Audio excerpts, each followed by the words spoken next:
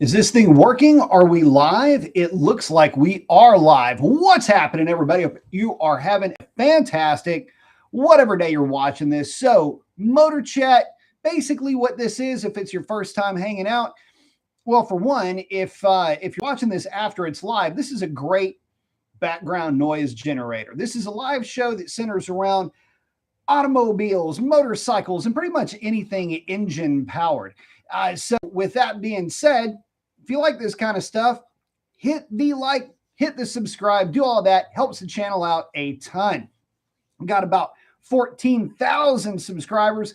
Jump in the pool. The water's great. So, listen, talking about some Mopar stuff tonight. And I want to get y'all's take on a few things. This is my opportunity, by the way, to interact with you directly. So if you've got a question, whatever it might be, post it up in the comments and I'll try to get to you. But here's the thing. I wanted to post up to you guys, what are you interested in when it comes to the new Charger from Dodge? Are you interested in this car at all? Is this something that you are even thinking seriously about buying? The reason why I'm asking this is because I've been lurking around on the internet. I kind of sleek and slide around a little bit. I don't interact with a lot of influencers. I usually try to stay pretty much under the radar, which is kind of where I prefer to be usually. But of late, all I have seen is a bunch of hopes and dreams being puked all over the internets. And I'm kind of curious, what are you guys hearing, and what are you, more importantly, what are you believing, I guess? And even if whatever the news is, I got to know, are you seriously thinking about buying one of these cars? So here's one of the things I wanted to share with you guys. So let me pull up my screen share thing, which I've recently figured out how to do. Yeah, pretty neat. So kind of where I'm at with this, hopefully this is sharing. Is that sharing, guys? I think it's sharing. So this is the car in general. And I pulled up this cars.com or whatever it is, Cars Illustrated magazine article. It's a hope and a dream that the new HO powered car is going to go 1240 at 115 miles per hour. This is kind of funny to me because, guys, the pickup truck is going 1290s at 105, right? And you figure if you take 1,000 pounds out of that truck, which is about right, considering that the trucks that are going 1290s and 13.0s are somewhere in the, I don't know, 5,800 pound range. If you take 1,000 pounds out of that, common, sleight of hand mathematics, would say that thing should be a 12.0 at about 115 miles per hour. Now, is this being a little bit pessimistic, kind of sandbagging a little bit? I don't know. But I will say this. I think that, one of the big issues that I think we have here is that there's not anything to really get all that worked up or excited about days. I mean, look, you've got all of these different images. We can always scroll this back over. Let me get this back up over here. All right, look at this thing. All right, let me scroll back to you guys. Okay, look, all these different images, nothing has changed. These are all the most recent. If you do a real quick search, these are the images that you're going to see. And there's nothing in here that's really all that, how can I put this politely? And none of it is inspiring. And I've tried to be very optimistic when it came to this car, and I was on board with it, even as an EV, guys, because I am here to try to make whatever powertrain go faster. I'm not really I'm not a V8 guy. I'm not a 6-cylinder guy. I'm not a 4-cylinder guy. I'm not an EV guy. When it comes to bikes, I'm not a V twin. I'm not a parallel twin. I'm not a V4 guy. I'm a bike guy or a car guy. And I was kind of on board until these images really started to hit. And one of the issues that I had, it's this view. Hold on, let me get this thing. This one right here is a good one. So this image right here, this is the one that bugs me the most. So let me get back over to you guys. This is the one that bugs me the most. And the reason why is what I was talking about. Look at this fender gap. Are you kidding me with this? I mean, I know that it's all-wheel drive, but does it have to be four-wheel drive looking? Remember back in the day when they would take like a Camaro or a Mustang and put it on a, I don't know, a Bronco or a Blazer frame, and you had this four-wheel drive. Anyway, that's what this is starting to look like. The fender gap is just unacceptable. But the other thing is just how little these wheels look on this car. You get the impression that this thing really needs 22-inch wheels. Am I right? I mean, look, think of it like this. Do you think I'm wrong? Okay, this car is 15% larger than the car that it is replacing. It's 9 inches longer, 3 or 4 inches taller. That car that it's replacing, though, comes on 20s. Add, I don't know, 10% just to try to make up some of the difference, and that would go from 20 to 22, right? So if it's longer and taller but has the same height of tire, it's going to look oddly proportioned, and it just looks like it's an effort here to try to get this thing to blend in. But with that being said, I don't want to be the guy that is always just talking a bunch of shit. The car, from what I'm being told in person, is a good looking car. It is striking in person, right? But it's big, it's imposing. And then it dawned on me, this car is the China of muscle cars. And I'm not talking about China, the country. No, I'm talking about, let me pull it up real quick so you can understand what I'm talking about. I'm talking about China. Remember this? I'm talking about China. Like, that's who I'm talking about. That's what this car is. That's what it is. Look at that. That's who we're talking about. There's your Charger right there, China. Big, imposing. You don't really know what to do with it. It's like, I mean, it's put together right, but it's not really put together right. I mean, I don't know if I should be like, but I'm scared to death of it just because of all the uncertainty that would come with something like that. That's your Charger or Chargy. It's China. That's what this car represents. It just keeps getting bigger and bigger and bigger. The spectacle becomes worse and worse and worse. And so I guess for me, I can't get past what I keep, how do I put this? I can't get past what I keep seeing with this car. I keep hearing people go, oh my God, this is the next greatest thing. The problem is that, again, in person, it's striking, but in practice, it's impractical. The cost is far too high. And the key takeaway here is that it keeps doing the things that Dodge does very well. The interior is amazing. Let me pull this up for you real quick. The interior on the Charger is a Charger interior 2025. So this, let me get this pulled up for you guys. Here we go. I'm just going to pick one of these at random and then get back over to you. So the Charger itself, I don't know about, but the interior, oh, I just messed up. Okay. The interior, look at this thing. I mean, that is a good looking interior. I like this interior quite a bit. And I mean, I don't know if this is showing, if it's showing me zooming in, but man, I got to tell you, I love the ambient lighting and all of that. I love that kind of, gimmicky stuff. I'm a sucker for that kind of stuff. It's a detail that just always catches me. And I like the way that looks. But guys, I mean, seriously, that's about as far as it gets. Because for me, oh, here's another one. Hold on. Let me see if I can pull this other one, if it's going to show or scroll. For some reason, this, I mean, I don't know if this is a real thing, but check that out. I mean, that's pretty cool if you can get that interior in that car, right? So anyway, this is kind of where I'm at with it, though. I mean, say what you will about the car itself. But once you start seeing this thing evolve, it just gets scarier for me and scarier. Brent, thank you very much.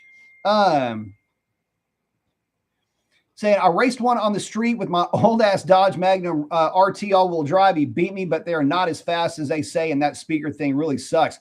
Awesome, you got a chance to play with one. Very cool. Yeah, that's the thing. They're so heavy. They're not impressive things. And again, I don't want to be the guy that just always shits on Dodge, because it seems like that's what I always do. But they haven't given me any reason to pull my pants back up and to wipe before I do that. Maybe that's the thing that bothers me. You know, a lot of folks they're kind of critical of me in this respect. And Brent brings up a good point. All of this hype that's coming into this car, but yet it's barely beating the RTAWD, the all-wheel drive car. That's a problem, because if that's the case, what is the reality going to look like with that car when you start to factor in cost, reliability, and everything else that comes with that? I'm just not really there. But anyway, the point that I was getting to is I know I've been criticized for being somewhat pessimistic when it comes to Dodge.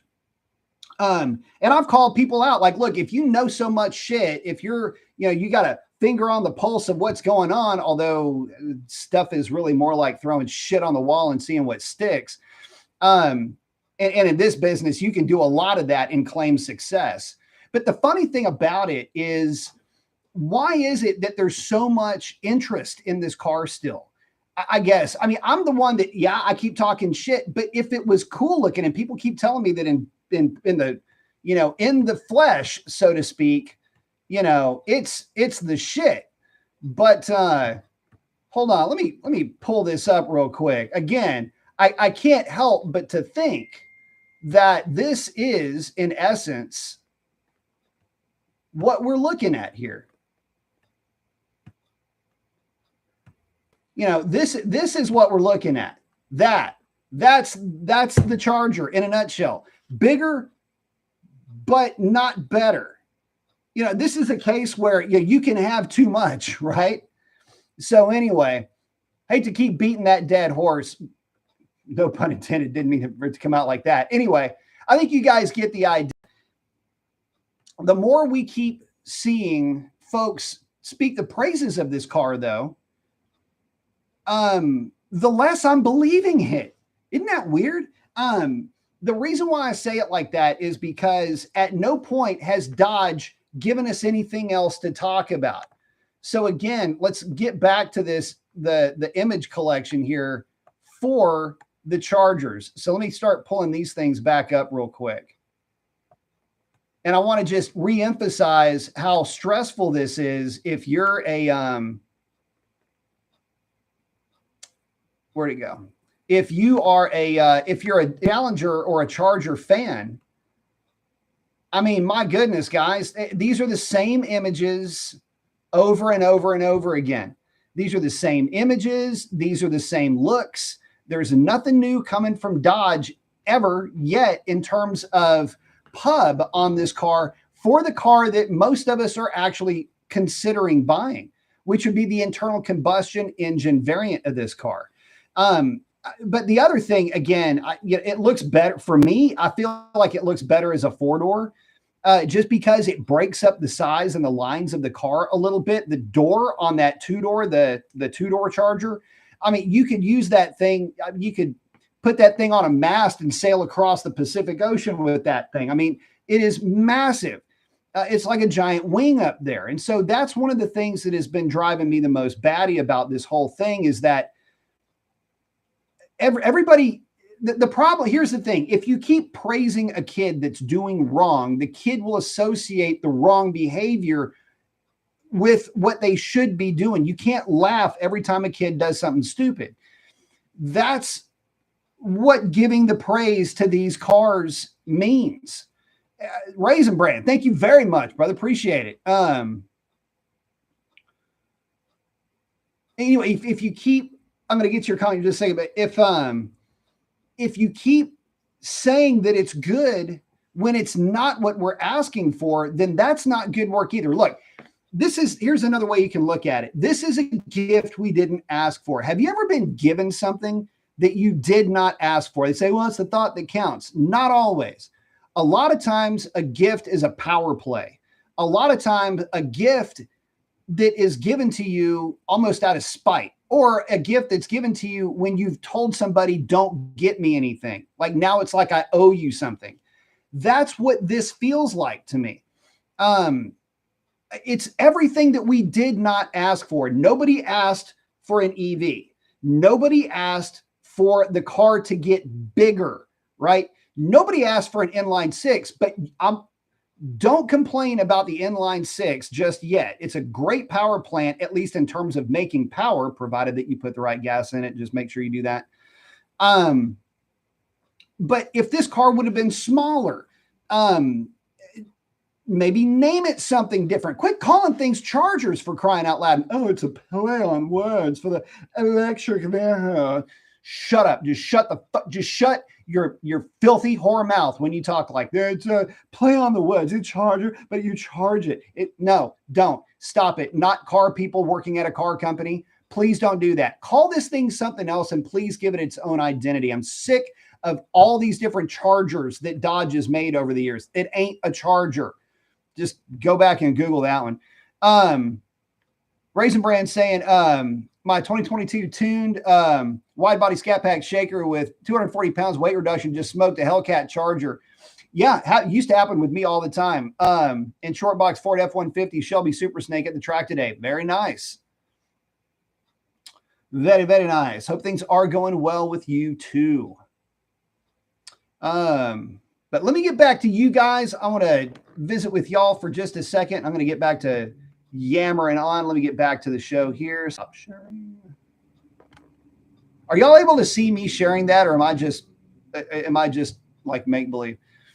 Ryan is in. What's up, X?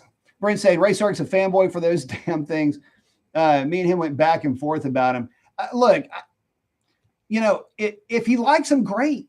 I'm okay with people liking them. You don't have to hate them just because it's an EV.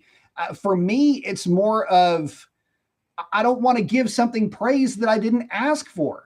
It's like an ugly sweater. It's like, you shouldn't have, but now I got to, like, am I going to feel guilty if I donate this thing? Oh, well, your auntie, I mean, she loves you and she gave you this. She thought you'd look so handsome wearing this. Oh my God. It's like, this is the ugliest freaking thing I've ever had touch my skin. And I've done some freaky shit. I got to get rid of this sweater, but then you feel like hell. And then the auntie, she's kind of getting up there in age and, she's got the flu or something and you got to go see her. And now you got to wear this ugly ass sweater so she can see you wearing it. And so then she gives you the fucking flu while you're wearing this sweater. And so now you start to not be feeling good. Now you're associating being sick with this ugly ass sweater that you never asked for, that's itchy and shit. And now auntie's feeling great. She wants to come over and eat queso and salsa, but you got to wear this thing again and you associate it. And then it kind of makes you sick anyway. And then you get all worked up about it and you get the squirts. That's what this car does to me. That's how I feel about this car.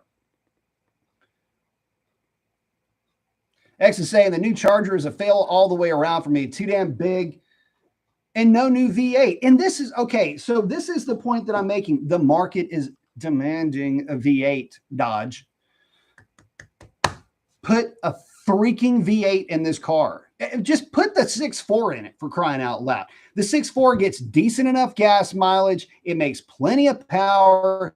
There's a gazillion of them out there. 485 horsepower. Just put it in the car and call it done, please. I don't even care if the 5.7 goes away in lieu of the standard output 6, although I wouldn't necessarily champion that cause. But just figure out a way to put the 6.4 in this car. If you can't do that, figure out get somebody who can figure it out. Okay. It's that easy, because at this stage of the game, I am tired of people that will say, oh, it's not a muscle car because it has a 6-cylinder. Okay. But is it still even a muscle car anymore? I mean, this thing is a freaking land yacht, for crying out loud. Let me ask you something. Is a 1974 Fury 3 a muscle car if it's got a 440 in it? It's not a B body like a Road Runner or a Satellite. So that's what muscle cars were built on. It's a C body. So it's a big car, but it's got a big engine. Like the 300C from back in the day. Is it a muscle car? If it's that big, I don't know. It's kind of weird. It's almost like it needs 500 cubic inches to get the thing around at that size. But look, I'm not even here to debate that. My point is this. Wherever you come from in this, you've got to admit that a V8 engine, that's where you want to be. And by the way, the people that have the Hurricane 6s that have put exhausts on them, I've heard this from several people. They sound like arse. So just saying. Ryan saying, not believing these unicorn facts people have been peddling. Yeah, true, same. And it's BMW pricing for a Dodge. Nope. Yeah, for that too. Reverse rake is almost in that picture. I know, right? It's an unfortunate looking car.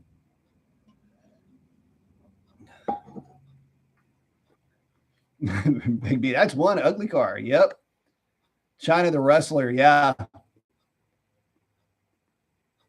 And let's all celebrate. That is Raisin Brain's 10th super chat on this. So thank you very much, Raisin. Appreciate that, brother.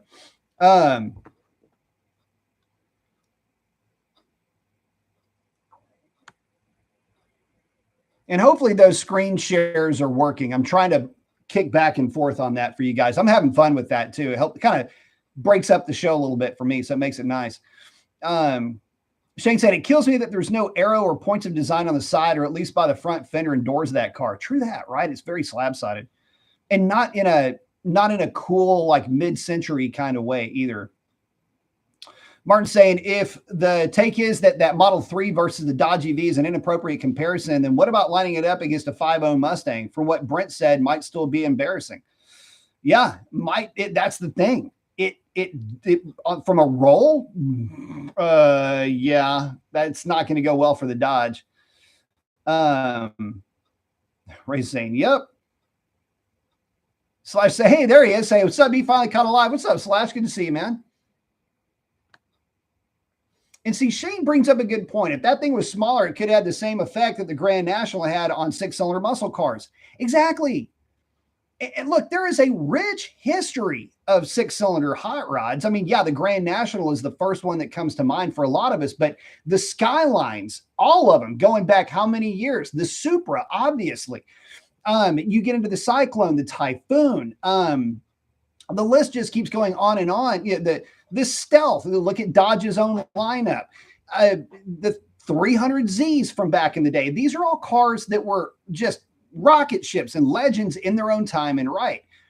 It's okay to build that. Matter of fact, that is in Dodge's DNA. Remember that Dodge was championing the 2.2 liter back in the day, the turbo car. I know I had one and it was fun. Brent saying, Paul, aka Racer X, is the only one that I know that really likes him, and that's okay. But he is so over the top on him. I call him out because Dodge brought him to Detroit, where I live, to review it. Yeah, okay, so here's the thing. Yeah, I had talked to him about that, and it's a great opportunity to get out there and experience something pre-delivery, right? Like not pre-production, but it is in a way pre-production. I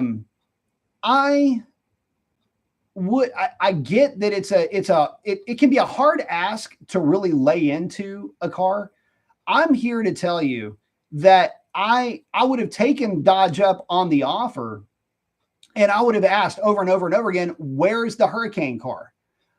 The EV, whoop-de-doo. And here's the problem with the EV. And Brent, I appreciate that again too. Thank you for the support, brother. The thing that I have the most beef with the EV is this. Dodge has a reputation to uphold. Dodge has been marketing their cars with, and say it together, everybody, rock and roll music and tire smoke and titties for the last, damn near 20 years. 2008 marks the introduction of the Challenger, but it was 2005 or 6 that we got the 300. with the Hemi. I know my mom had one of the very first ones that they released. She still has her own 9, by the way. She's a big fan of 300s. But here's the thing. I'm kind of the opinion that Dodge really did bend the knee in this. And you can talk about, well, they had to do this for EPA and that for whatever. Ford didn't. Chevrolet didn't. Toyota didn't with their trucks. Or Lexus didn't with their little hot rod. Remember, Lexus still has their coupe, the F coupe. Anybody forget that? And it hauls the mail, boys. But you don't hear about that with those cars. So it's one of these things where you go, okay, well, the Hemi wasn't efficient enough or whatever. This Dodge, man, I ain't asking for efficiency. Efficiency? What? What the hell is that even? Give me tire smoke, loud, lots of horsepower, and I'll pay the extra money to have it. How about free market? How about America, dude? Talking about, we had to pay, for, EPA credits and the Hemi wasn't efficient enough and it didn't make the right amount of power. Shut up. All right. We have been paying for EPA credits forever. Dodges have been more expensive than their other counterparts, Chevy or Ford, for this entire time. Oh, Dodge, you're not paying for it. The consumer is the one paying for it. So just keep making the damn thing. I'll be more than happy to shell out the $1,500 extra bucks if that's what it's going to take to get the engine that I want, the performance envelope that I'm looking for, the sound that I'm down with. If that's going to cost me 15 bills, freaking fine. I'll make that happen. Because at the end of the day, I didn't ask for to 540 horsepower. I want to 500. Okay. And give me that. That's what I'm looking for. Let me show y'all something. You know what I'm not looking for? I'm not looking for this. And tell me, guys, if this screen isn't showing up, I'm showing chargers right now. If this isn't showing up, let me know. But this is what I'm not asking for. I'm not asking for a car that is environmentally friendly. I'm not asking for something that is, look at this. Okay, twin turbocharged 3-liter gasoline powered. Wow, gasoline powered. Hopefully that's showing up. Is that showing up? Here we go. Hopefully this is showing up. Gasoline powered, 550 horsepower. Funny that they show you an image of the EV though. Y'all noticing that? You can see the little wing thing, whatever they call that stupid.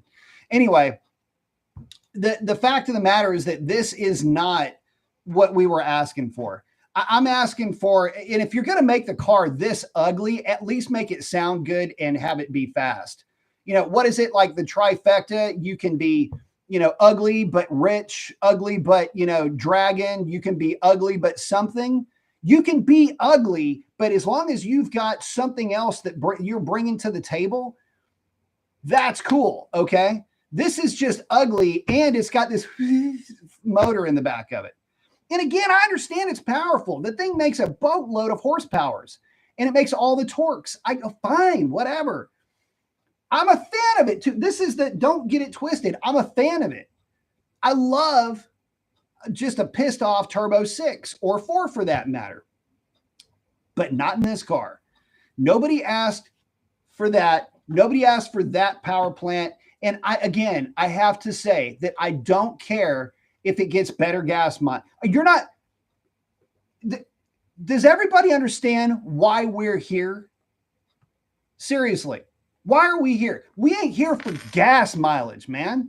Well, we have to have an overall cafe average of X to the Y, cover the 3, divide by the hypotenuse of your mom. I don't give a fuck. Look, I don't care. Figure it out.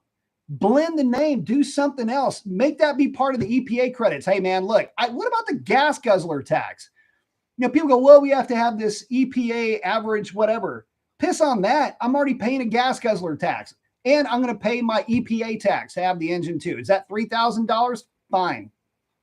Tack it to the cost of the car.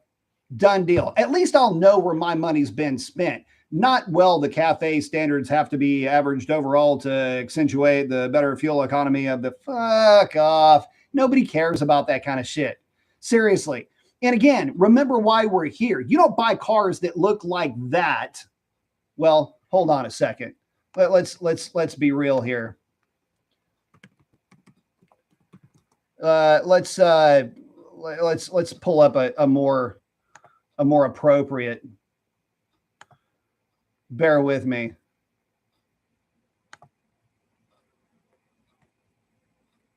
All right. So hold on. I got to pull this other image up. Look at, you don't buy cars that are as pretty that, okay? You don't buy cars that look like that because you just want to get gas mileage. Look at that. B5 blue, SRT 392, rocking the stripe package. Damn. What kind of gas mileage does it get? You're going to get 5 of these where you sneeze. If you ask that kind of question around me about this car, ain't nobody caring about gas mileage. It'll get you all the way to the next gas station. How about that? That's what I'm talking about. So if that car costs me an extra X number of dollars to get the exact car that I want, so be it. But don't make that car that back in the day used to cost $51,590 for the top of the line in a Challenger. And I know that because I'm looking at my old window sticker up on the wall over here. Make that go, make that price stick. Okay. And give us the car that we're looking for, not whatever the hell this freaking absolutely neutered variant of this car. Just make that go away. Bring me more of, oh gosh, yeah, give me more of this. Actually, you know what? Bring me more. Look at that shaker. Y'all seeing that? Oh, that is just a good looking car right there. That's what I'm talking about. Bring me that Horizon. Oh, no. Wait. If it was only black with silver stripes, you already know what I'm talking about. Yes. 6-1 car. Get you some on that. Anyway, y'all get the idea. None of us are asking for, quite frankly, none of us are asking for whatever some of that stuff is. Let me check in with you guys.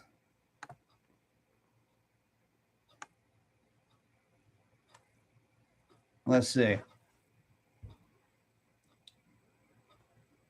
Bear with me. I got to catch up with you boys.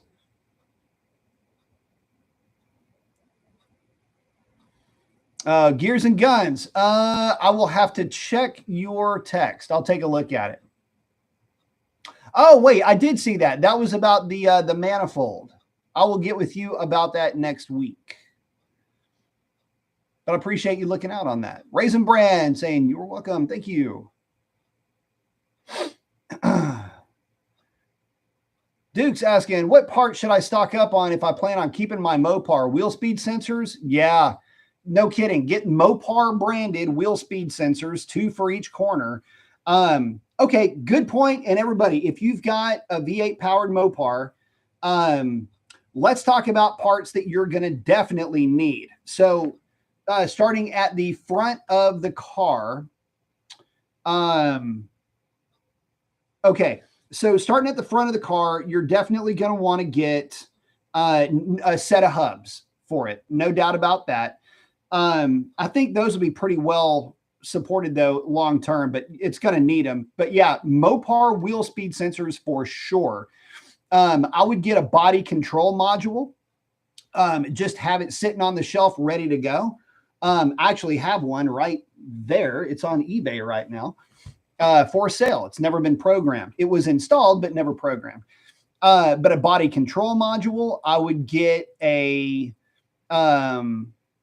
get your Destroyer 1320 neutral strap block off, have the car bricked, have the RFID hub bricked by your dealership and get 2 or 3 extra fobs. I would get along the way. Oh, fuel pump and fuel pump driver. Absolutely get one of each of those. The fuel pump driver is a little doodad that's on the passenger side behind the panel in the trunk. And those are the parts that I would absolutely have laying around. Wrap them up, put them in plastic, and just have them just in case. If you plan on keeping your car long term, those are the parts that you're going to want to have. Raise Brand saying you're welcome, my man. Thank you. Raisin's asking, I wonder what the new ICE version of the new Challengers will weigh. I have mathed this out, and it is my understanding that they're going to be roughly 250 pounds heavier than the existing Charger is. So let's say you have a Charger and it's weighing in at 4,400 pounds. These cars will be around 46 and change, 4,600 and change pounds. And again, Brent, thank you very much, man. Shane said the turbos, 70s and 80s Firebirds that Pontiac had. Absolutely. You know, Pontiac had a Firebird with the Grand National engine in it. Gears and Guns saying, I like the straight six. If they can put it in something light enough, it'd be a rocket. They would. But they'll never have the V8 punch. Never will.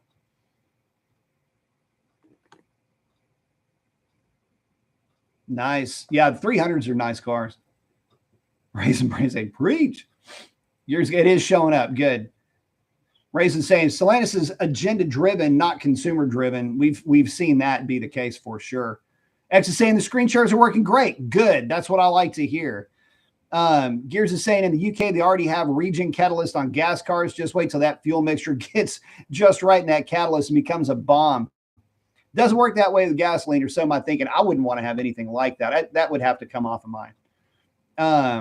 X is liking the screen sharing. Got the flex. I like it.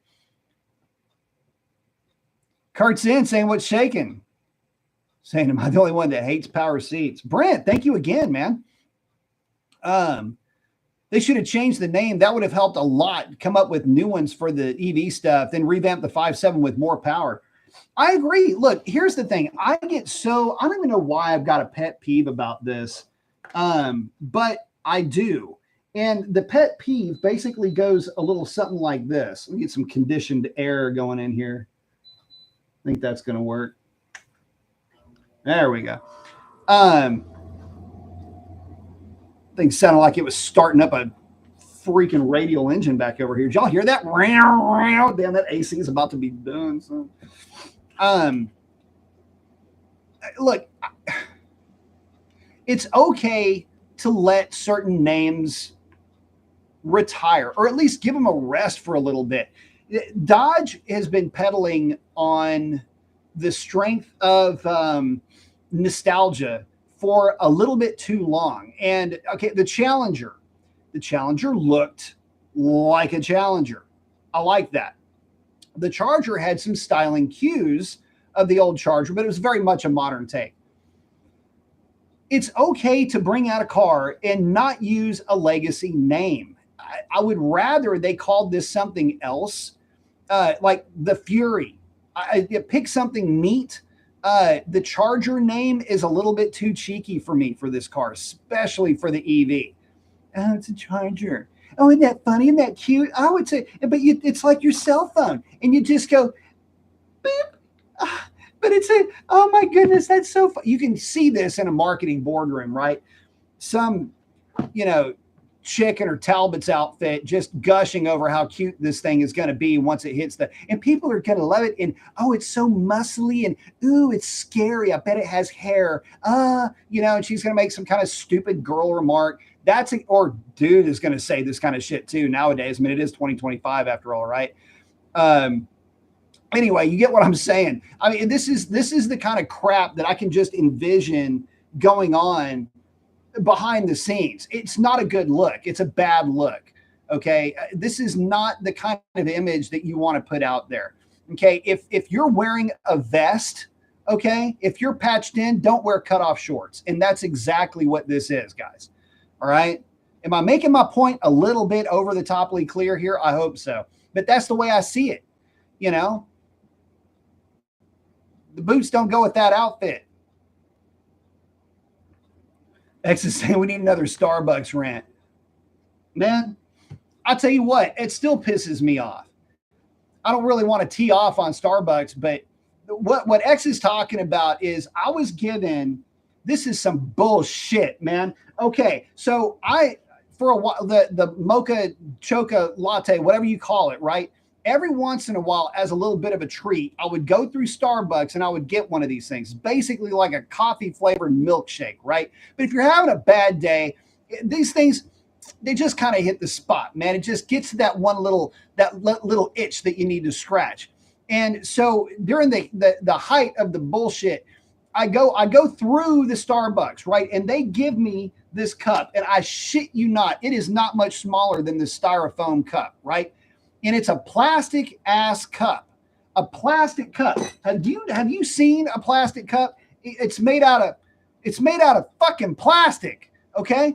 And it's got a plastic lid on the plastic cup, right? The lid is plastic on a plastic cup that's about the size of my head, right? I got the biggest one that they sold. The cup of the biggest coffee they had, I bought that bitch, and it comes in a plastic cup with a plastic lid. But the balls, the nuts on this broad to give me a paper ass straw in this top of this plastic ass cup in a plastic ass lid. You mean to tell me you're going to give me a paper straw to try to suck a mocha choca latte out of that plastic ass cup with a paper straw? That bitch dissolved in my mouth so fast. It was like trying to suck a brick through a freaking like a noodle, man. The thing just dissolved. It fell apart. All right. So what happens? What happens is you're like, damn it, this straw sucks. So you ditch the straw and you take off your plastic lid from your plastic cup. And what do? You lift it back, right? But it's one of them chocolates. So it's freaking impacted into your plastic cup. So what do you do instinctively, man? You go to like squish it around. So you're doing this shit while you're driving your truck. You're like, God damn, I just want a freaking chocolate, and the shitty ass straw is causing me problems. And then the bitch just gacks all over your face. It got all over my shirt. It got all over my pants. I got wet crotch latte going on because of this bitch ass fucking 3-cent paper straw. This is plastic, what they should have given me. That's the problem that X is talking about that I ran into with goddamn Starbucks. Sorry, what was I talking about again? X, you gave me a flashback, bro. That shit went everywhere. You know what kind of pain in the ass it is to get dairy out of freaking cloth interior? That truck smelled like wet baby ass diaper for like a month and a half because of that stupid freaking paper straw, man. That's damn, son. And then to find out, okay, how many trees did they have to kill to give you a paper straw? Think about that. What kind of shit? Paper? This is a calendar, all right? Get this paper wet. What does it do? Immediately dissolves. What did they have to put on that paper to make it not dissolve? Probably like paraffin wax or something like that, right? You mean to tell me I'm over here sucking diesel? Like that's basically what paraffin is. You're telling me I'm sucking freaking paraffin ass wax in a paper ass straw? What kind of good for me is that shit, man? Damn. So we kill trees, pump oil out of the ground to coat the dead tree giblets that made the straw to go into my face hole out of a damn plastic cup. And by the way, they gave, like, if you order all that shit together, they'll give it to you wrapped up in what? A plastic bag. So how the fuck, man, this is bullshit. Anyway, is this Mopar chat, motor chat? What is this, Two Wheel Tuesdays? I'm just going to drink out of my metal cup. I'm drinking coffee. Should be something else. Anyway, that's the Starbucks story. If y'all haven't ever heard that before, that's what's up with that. Egg saying, sorry I made you relive that trauma. It's the trauma that binds us together, my friends.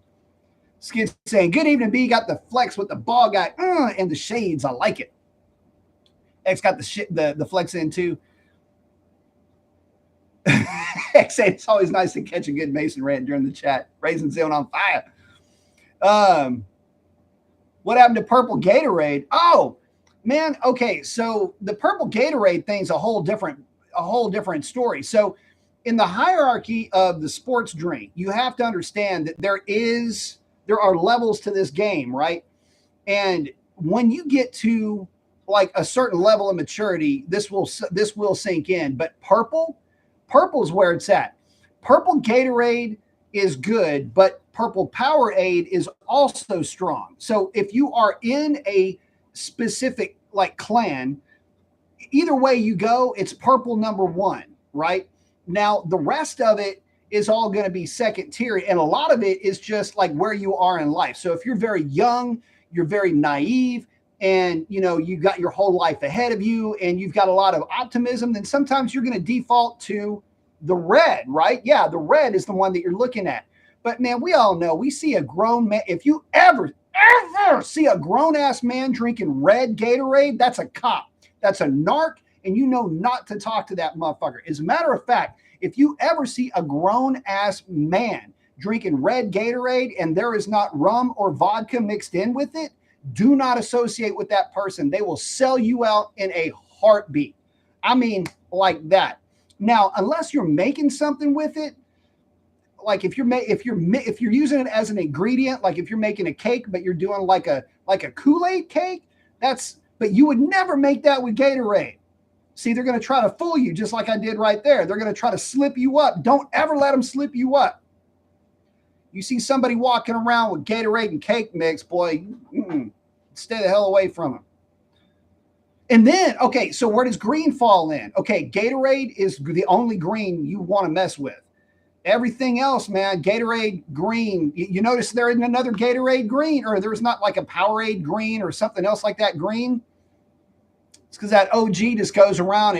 Listen, man, it squashes that right away. You'll see other purples because purple's pretty cool, because purple's laid back and chill, and purple's got it where it counts. Oh, and the big one though, man, if you are feeling it and it is hot, it's just, you got it. Electrolyte, the Mexican stuff. Holy crap. I mean, Pedialyte and I think Pedialyte Sport now is good stuff, but Electrolyte, oh my God, man. That stuff will set you up right. If you're waking up at 9 o'clock and you got a 3 laying next to you, boy, you better get you some Electrolyte. I mean, I'm not saying don't drink the beer that you left, get that down that, but then find you some Electrolyte quick and then get to the clinic.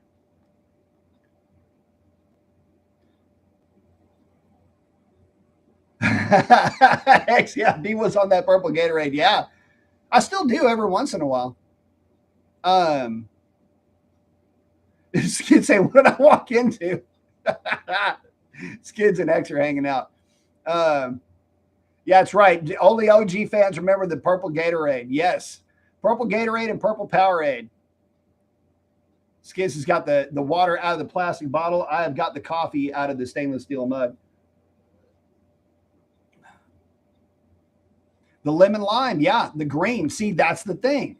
You don't ever see lemon lime checking in from another brand, man. Lemon lime Gatorade goes around. The lemon lime Gatorade is rolling around, just looking. Anybody else trying to do this game? Lemon lime, the green, that Gatorade, that's the one that, I mean, that's all right. That's all right. That's OG dads drink that green Gatorade for sure. The ones that ain't trying to do nothing but just do like living life, that's the green Gatorade guy. But you see somebody drinking red, man, unless it's a kid, other way, man. Don't let them see you leave either. Just sneak out. X is saying, man, I'm a 5.7 paid off, but I am itching to get a 392, but don't want another payment. Boy, ain't that the truth. Skid saying, my favorite color for the CUDA, coincidentally. The lime, yeah. Lemon twist. It's a pretty color on that car, too. That's one of the few of the vibrant colors that really sets that car apart. It's a real pretty color on that car. What was the, oh, crap. What was the yellow? I can't remember the yellow man, it's been too long since I thought about it. The Roadrunner that the guy sold out from underneath me. Rick's checking in from Illinois. What's going on? Curious yellow. Man, there's some cool colors from back in the day. What did they have back in the day? Hold on. I got screen share. We can do this together. Hang on a second. Mopar colors 1969. There we go. Hold on a second, guys. I'm going to get this pulled up for you real quick.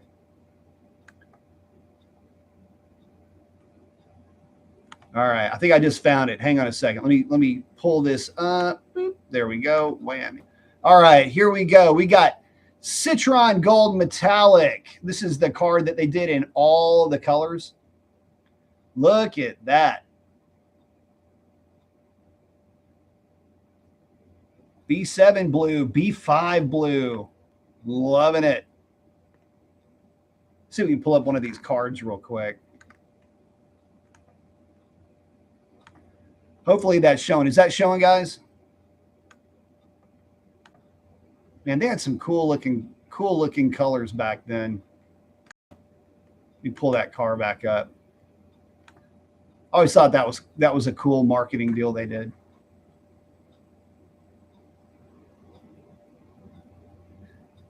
There we go. Yeah, I've got to make sure that I kick back over to you guys when I go to pick up a new screen, because that will happen. Like, I think if I click over this right now, let me see. Bear with me. Bear with me. Bear with me. Hang on. Hang on now.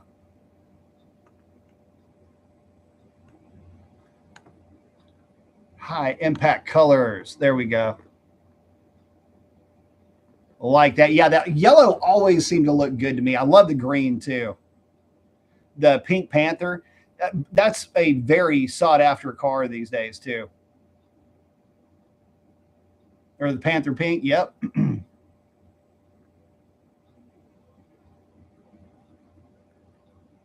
Rick's wanting to take his 5.7 Chally to the track this summer. You should. Absolutely. Yeah, the 5.7s are a lot of fun, man. What I would do if I were you, get yourself a set of Falcon FK 510s. If you've got the 20-inch wheels, the 20x8s, get a set of like 275 45s for the rear of that car. That is a really good tire on the 5.7, or even on any of them. I had them on my Hellcat. Had them in a 295 45 on a 10.5-inch wheel. I loved those tires. I mean, they were very stable at 150, 160, 170 miles an hour. They were very stable, and they hooked up well too. They were about 85-ish% of what a drag radial would hook up like. It's a good tire. I'm a real big fan of those.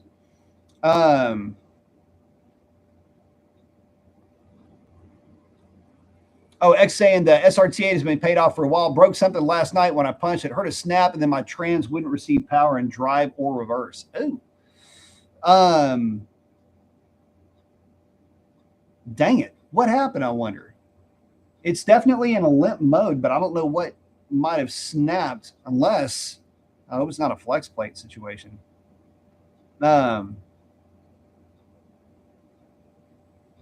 Skid saying, the things I'll miss the most about Mopars, they used to push the envelope with styling, performance, paint, colors, everything. Not so much anymore. No, they don't. Oh, Raisin Brand saw a Gold Rush color Challenger at the track today. I tell you what, I'd forgotten about the Gold Rush cars, and they are a real, let me bust over here real quick. Show you what he's talking about. I came not really close, but I came sort of close to picking up a Gold Rush car at one point. Let me get that one pulled back up for you guys. Bear with me. Let me get that Gold Rush pulled over here for you, my friend. There we go. All right, so check it out. This is the Gold Rush color, if it's zooming in here. That is, of the colors on a Challenger, the Gold Rush is one of the most striking, and it shows the lines of the Challenger exceptionally well. I like that color a lot. Martin, thank you very much. No. Okay, so Martin's asking, getting the final parts together before getting my 5.7 tuned in the spring. Do you think it's a good idea to have the idle RPM set higher than stock when I get it tuned? Absolutely not. It's unnecessary. And this is Martin's 5th super chat on the channel. So thank you very much, Martin. I appreciate that, brother. No, it's not. The thing is that the higher RPM really isn't going to help you much. Even if you had, even if it's a manual, I still wouldn't mess with it. I don't like messing with idle too much on those cars. It doesn't really accomplish anything. We're talking about gas mileage earlier. It doesn't help gas mileage for sure. And it'll run a little bit hotter, and you'll have a little bit hotter intake air temps at when you're stopped. And that's something that you definitely don't want. So nah, I wouldn't mess with idle. Let's leave all of that stock, man. You'll be in good shape. Rick saying, yeah, I think of Dodge as big ass racing muscle cars, man. Yeah, I mean, I get you 100%. Me too. I mean, when I was growing up, man, the Mopar stuff, look, it wasn't always the fastest, but that's not why I was ever that attracted to Mopar. I always liked Mopar because they always had this awesome styling. Here you go. There's a TA in Gold Dust with the TA livery on that. It's just a good looking car, man.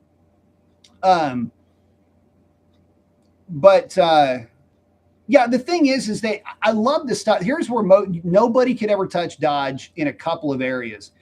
The first area was design, and that's in exterior design and in interior design.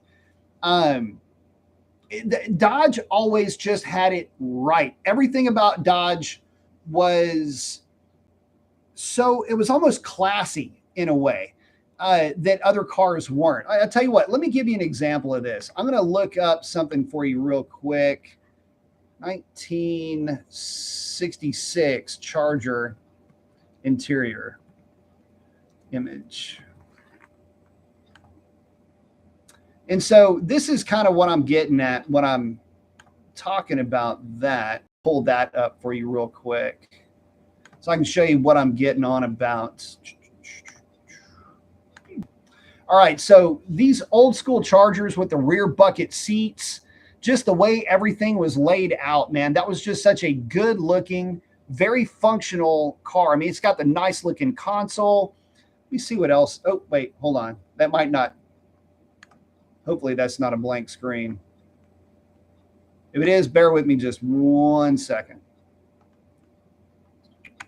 Hopefully that's working. Okay, so this is the interior of a 66 Charger. And, you know, it's just that good. It's just classy. It's very functional.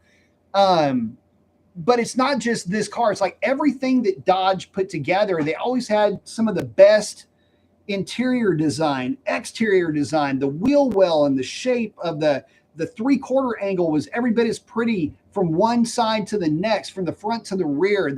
Everything about the car from a design standpoint was better. It was just better. It was more of a refined palette, if you will. For me anyway, that's the way I always saw it. And whether it was faster or slower, they were all fast back then. And yeah, you could get the Hemi or whatever, but everybody knew that the Hemi was kind of a dog street motor. You really wanted the 440. And if you could, you'd start swapping parts with max wedge engines on that 440, and you'd have a way better car all the way around. So for me, it was always a mid-century Mopar max wedge 426 guy. That was my shit all the way through. And if you don't know what that is, through the magic of screen sharing, I can show you.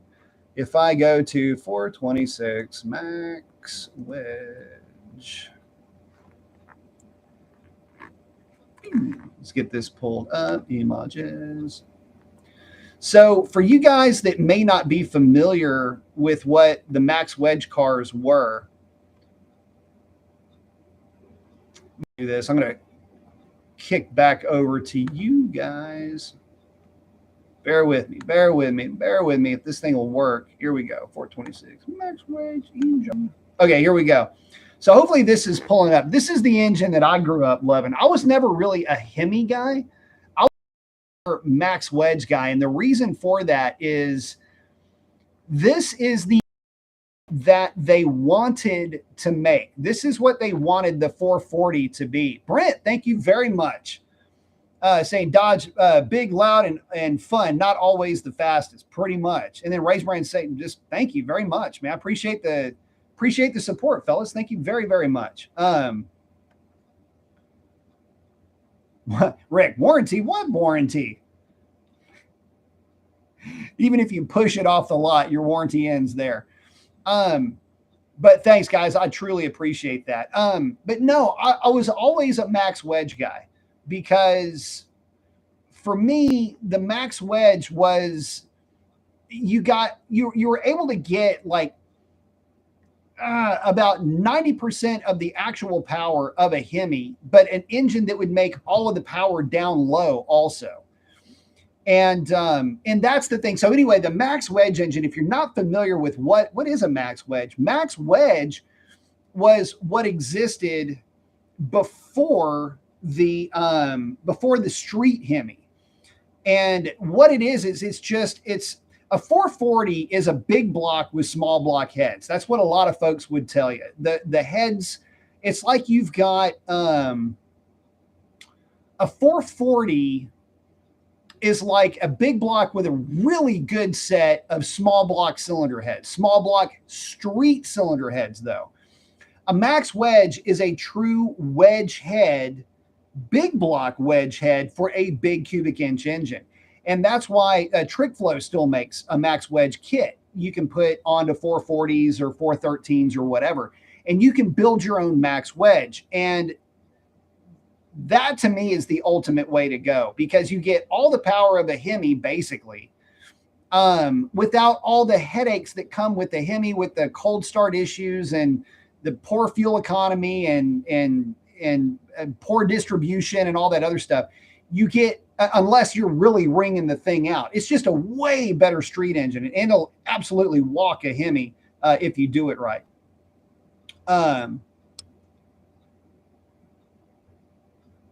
Oh, Brent said I have a 2011 green with Envy. Nice. That is a good looking car. That's my Challenger in Hellraisin purple. Hellraisin's a good looking color too. Break saying Mopars were built to withstand more abuse than the others. Their engine and transmission rear ends were all stout. Absolutely they were. Listen, the 440 cars, dude, you couldn't break a 440 car back in the day. Oh, Brent saying, thanks. I love the greens. I have Green Go and Sublime as well. Love that. Yeah, I like the greens a lot too. Big fan of the green, matter of fact. Yeah, the Mopars always really did hold together. The 727 torque flight, the rear end, the engines themselves, they were always very, very robust. I mean, hell, look at how many motorhomes were powered by 440s back in the day. I mean, that'll tell you all you need to know, really. Skid saying, funny stat, the 426 came from the factory with a 90-day warranty. That was early on. After that, there were no warranties on some of those. Here's another fun fact. The 426 net horsepower rating is 390. A lot of people don't know that. But that is the number. The net horsepower for the 426 Hemi is 390 horsepower. And you would have found that for the 1971. Let me see if I can pull that up for you guys real quick. 426 Hemi net horsepower. Oh, sorry, 350. Let me get this. I know there's more to this, but bear with me just a second, guys. Stop sharing. We're going to share this screen real quick. So here you go. Power output 425, gross 350 net. So to give you guys an idea, back in the day, whenever I would dyno the 426 cars, there was a group of guys in a town that I was living in. They were all big. Hopefully this isn't a blank screen. There you go. They were all big Mopar fans. The Max Wedge cars were always the fastest. The Hemi cars sounded amazing though, but a healthy Hemi on that dyno would put down around 360, maybe 380 horsepower at the rear tires for a good solid, what you would consider to be a solid high performance street big block. That's about where you would want them to be. And the big issue with those cars is that they were not really all that efficient until you got them up around 3,500 RPM. Whereas the Max Wedge was just like, think of the max wedge like this. If you had a 413 or a 426 cubic inch LS, that's what a max wedge engine is. If just imagine a 400 something cubic inch LS engine, that's how the max wedge engines run. And you roll into the throttle and it was really, they were instantly reactive. Yeah, so Ryan, the Mopar 350 Golden Commando, fun fact, that's the engine that powered Christine. That would have been the first year in 1958. The Golden Commando, which is the very first RB big block. It would be a 350 Golden Commando, would evolve into the 383. From there, you would get the raised block. The 350 and 383 are not raised block. That's the standard block. From there, it would evolve into the RB, which would start out with the 413, the 426, and then the 426 would get a set of hemispherical heads, which got you your 426 Hemi. Real quick Mopar trivia for you right there.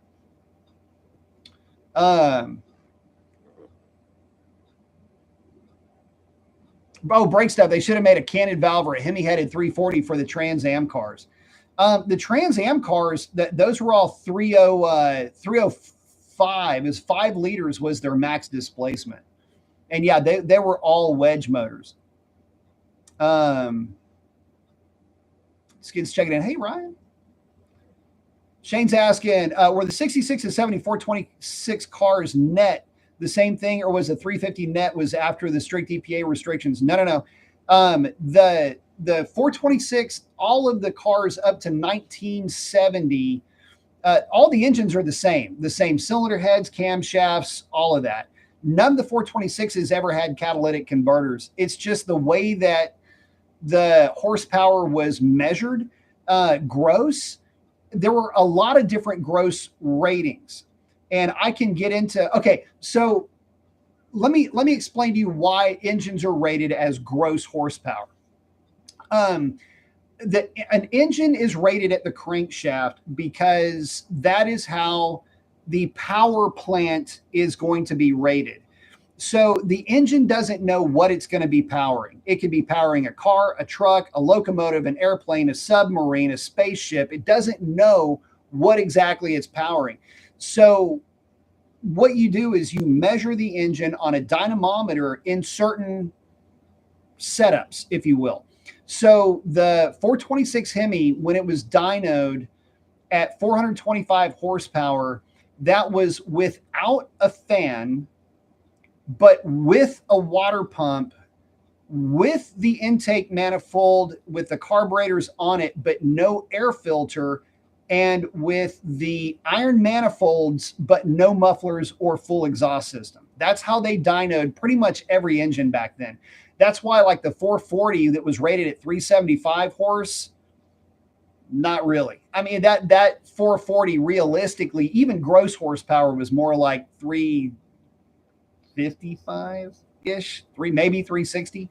Anyway, the point that I'm getting to is when they started to put the fan on the engine, the full exhaust system, the air cleaners on the thing, PCV system, and everything else on the car, that's what was sucking all of the power out of all those engines. It's not just the Hemi, but yeah, that's where all that power ran off to.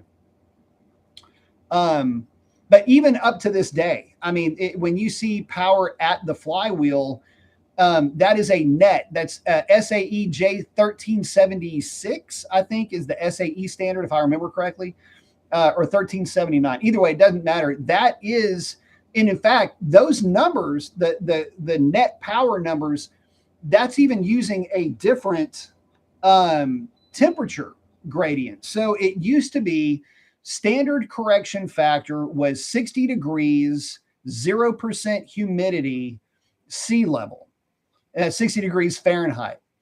Now the power is measured at 70 something degrees, 0 humidity at sea level. So there's a difference in temperature. The difference between standard correction and modern SAE correction is 4%. So if you ever see an old SAE corrected number, multiply that number by 0.96, and that'll give you a modern horsepower number for the old net number. Or you can do it right the reverse. If you ever see a modern engine, like say, for example, you want to do like 450 horsepower car today, divide that by 0.96, and that'll give you the net horsepower that it would have made on an older car. Let me see if I can pull up an online calculator real quick, and I'll do that math for you so you can see what I'm talking about. Let's do this real quick. Okay, so hopefully this will work. I want to give you guys a quick lesson on how to measure horsepower too, or how to is that not doing what I want it to do? Bear with me here, guys. Sorry about this. Okay. All right. So what we're going to do is I'm going to say, okay, so let's go. First of all, let me walk you through horsepower. So, you know, everybody talks about 15% is the correction factor. So I'm going to show you that you're doing it wrong. So if you've got 100, damn it, this thing. Hold on.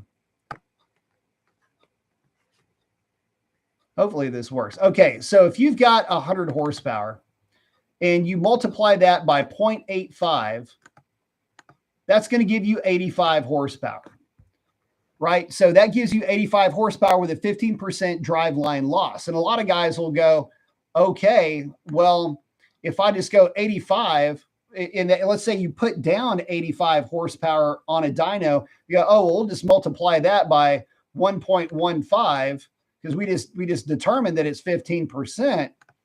Well, wait, 97.75 is not 100. Remember, we started with 100 horsepower. Guys, that's not how you calculate power. So what you do is you take your 85 horsepower and you divide that by 0.85 to get your margin back that you lost when you multiplied it. There's your 100 horsepower. Did that work out, by the way? Could y'all see what I was doing? Did that work out? Hopefully that worked out. Anyway, getting back to it, if you take, like, for example, let's do an all clear. If you take 425 horsepower, or I'll tell you what, let's not do that. Let's do 475 for the Hemi and divide that by 0.96. It's basically almost 500 horsepower by the old standard. So that's why a lot of guys go, oh, these cars are underrated. They're not underrated. They're just rated differently. And that's what a lot of, it's just this, these are the unfortunate facts that, you know, come into play when we're talking about the way that people will perceive dyno numbers and horsepower and stuff like that. So anyway, I figured I would do that too, since I can do that. I mean, that's kind of fun to be able to just kind of dive into here and do these screen shares. Let me get out of this. Stop sharing. There we go. Let me get back to you guys. Ryan, I think that 350 was a big block. It is a big block for sure. That is a what would be the standard deck height big block for Dodge. It's going to say, oh, went by Indy today just to get up close to the new Challengers. Sat on a Sport Scout. Oh, Lord, help me. I know it. They're really good.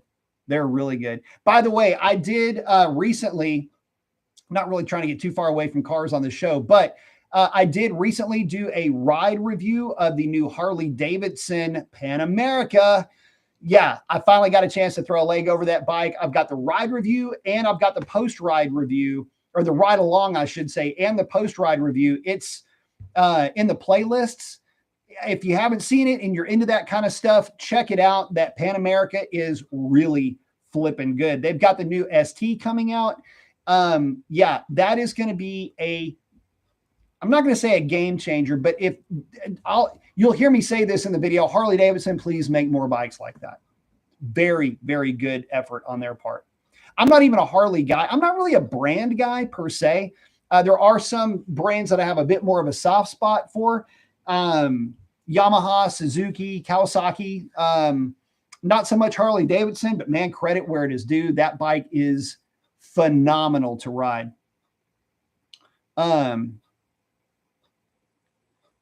Skid's hanging out with Ryan. Yeah, I didn't expect it to be so nice. And it's a great looking bike too.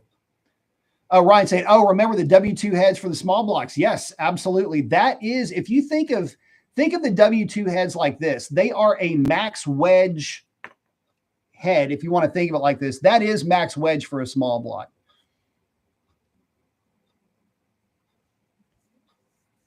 No, this is not pre-recorded. Simultaneous, supreme, whatever. I cannot read all of those consonants and letters put together. Ryan saying, no, it is not. So yeah, guys, I'm telling you what, I'm having more fun with the screen share feature on this thing. But yeah, good times on the X bringing up the Starbucks, dude. Yeah, man, that oh, X asked, would I ever buy Shalandra back if I could? Yeah, I probably would. That car was that good. What I would like, and it's the car that I should have got was the Scat Pack core. But you got to remember, Shalandra got, I mean, that was an 1120 car, dude. And that was at full weight. And this is the thing that folks don't remember. That is full weight with stock cam. And I was running deep into the 11s with that car. And I still have the tune. I would like, at some point, man, I may end up just biting the bullet and picking up a Scat Pack. Just, I don't care which one it is. I would prefer like a 2017, 2018 base model Scat Pack, white, and that's it. I mean, now I can't do it now financially, but at some point, I think that would be a pretty slick car to have. Raisin Bran. Is it me or am I the only one craving a big Hemi in a Starbucks coffee? Don't get it with a paper straw. Kim's asking, you own any guns? Yes. Quite a few, as a matter of fact. I used to hot rod AK-47s for guys that did hog eradications out of helicopters at one point. Ryan's liking the poly heads. Nice. Yeah, I love that 392, man. I tell you what, there is a part of me that really kind of sort of wishes I never got away from the naturally aspirated stuff. I did really well. And yes, between myself and Tim, we set and reset national records with Hellcats. And I can never get that back. You know, I don't know that I would ever have that rivalry, that really cool, you know, that's technically an international rivalry that we had going on. And it was such a neat, fun thing that we're both cheering each other on. You know, I would always want to make sure that if I did set or get close, that he knew about it, because he would certainly do the same. And we were the only two at one point that were really driving that very restricted class of car. Basically, it's a parts bin only car, and it has to be stock boost, run on 93 octane. That's it. Figure out a way to make it go fast and let her rip. And he would have the advantage for air. I would have the advantage for, you know, altitude and gearing. And so it was a real good rivalry. I don't think I'd have had that with the NA crowd. So I'm glad I went the way that I did. But man, if I could have just had a 392 car in the back somewhere, you know, that I kept just in case, I think that would have been fun. Let's see. X is loving the Boss 302. Fun car. Yeah, Ryan's liking the poly heads. Dude, I'm telling you, that is such a bummer. You know, oh man, ifs and buts and whatever, but the canted valve stud rocker engine is such a good setup. I mean, that's what the big block Chevrolet is in essence. So, I don't know. That's the thing that really, for me anyway, that's the engine architecture that if they would have just tickled that a little bit more for the big block, you would have seen them have a universal big block that would have been almost as good. Well, would have been better technically than the Hemi. But it would have been a more easily, how do I say this? It would have been more easily transferable amongst brands and amongst platforms the way that the 454 was. And that's the cool thing about the Mark III and 4 Chevy big block. They put them in everything and they work really well in everything. It's got its own quirks, don't get me wrong, but they are overwhelmingly very good.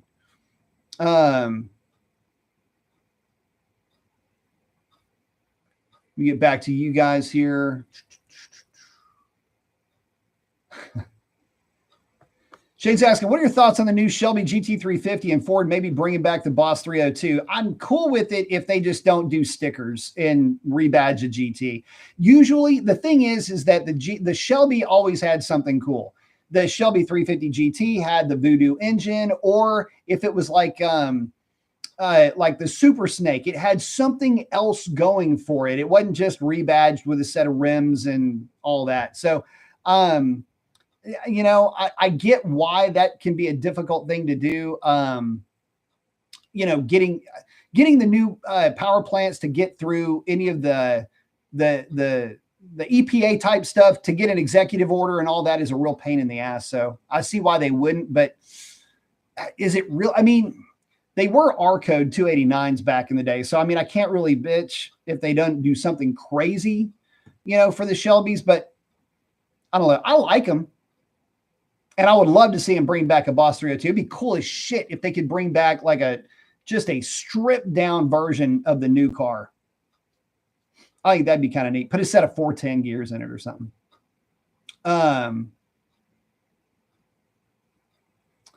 Let's see. X saying that's awesome. B. Yes.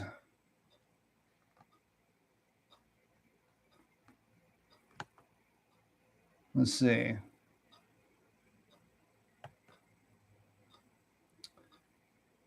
Hold, please.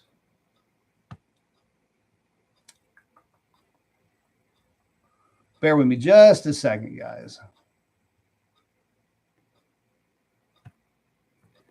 Hold just a second.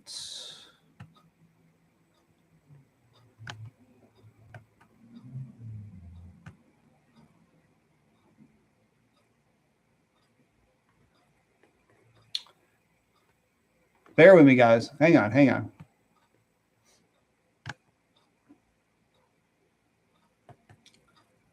One more. Bear with me.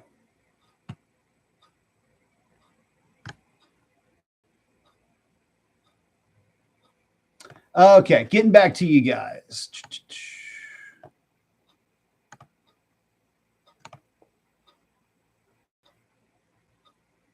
All right.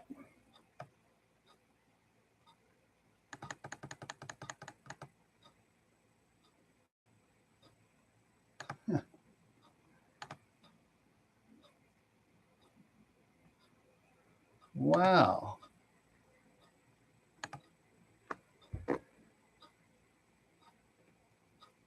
There we go.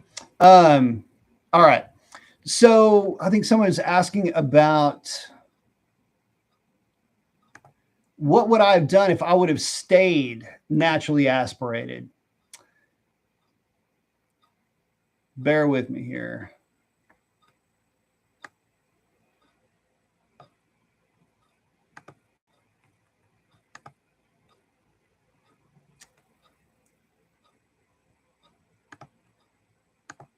There we go.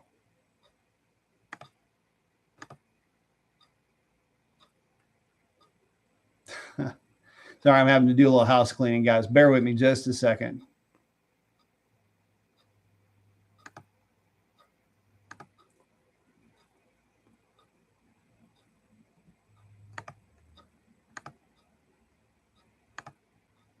There we go. Bear with me.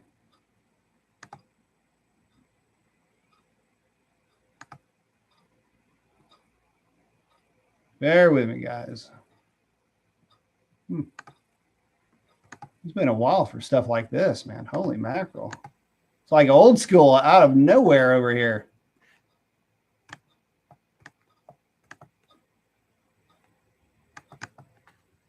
All right.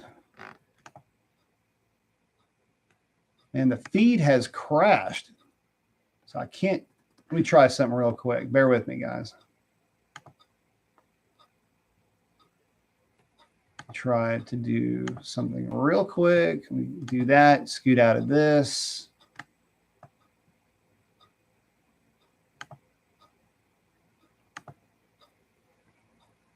There we go.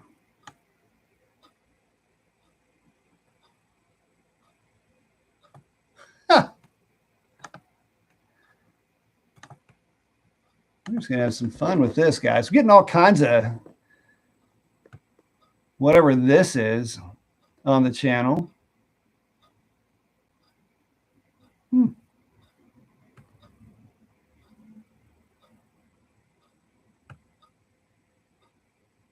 Interesting.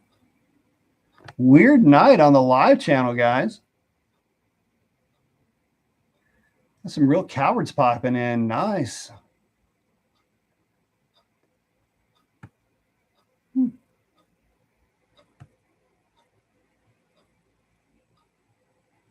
Interesting.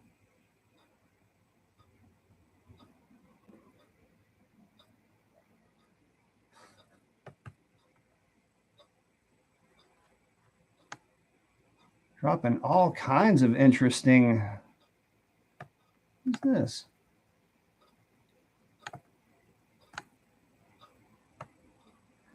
Yeah, weird night for sure.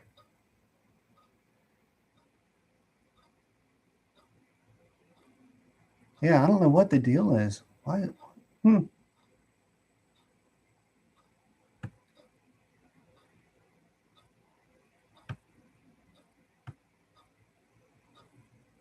Interesting. That's too bad.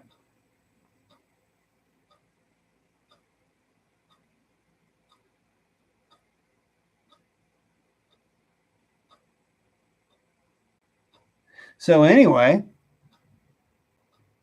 kind of weird when folks bomb a when somebody bombed a car show. How funny. Strange. That hasn't happened for a while though. That's been a hot minute. Bear with me just a second, guys. Kick this, get back. Stop sharing. There we go.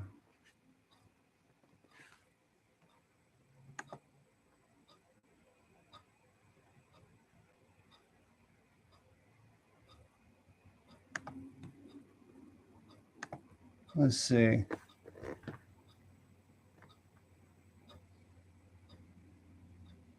Oh, Sovereign's in.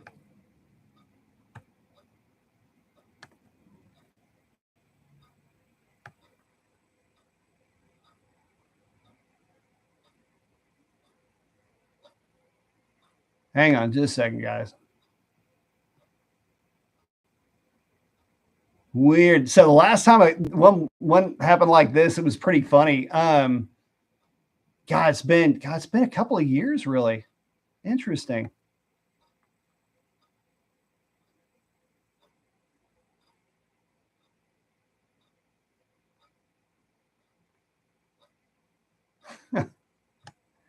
Strange. You guys want to know anything about cars while you're bombing the channel? I mean, God, at least throw in a question or something. Anyway.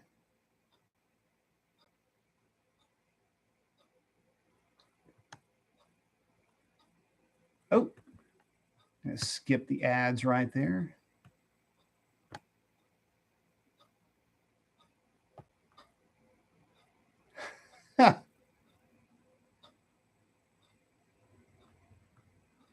Hang on a second.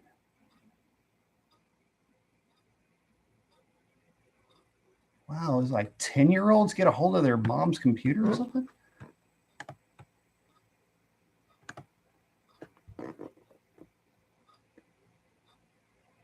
Wow, that's too bad.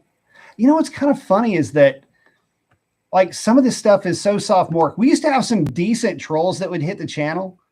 And that was kind of like you would get some that were pretty good every once in a while. These are all like almost like the same now. That's too bad.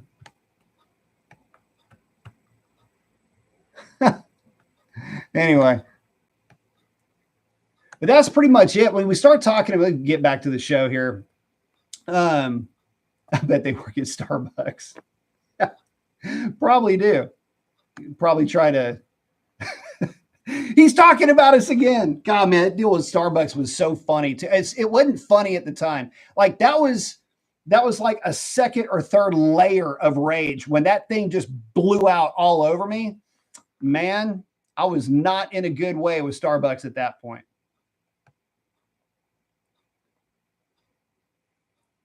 Sovereign, I can do this all day.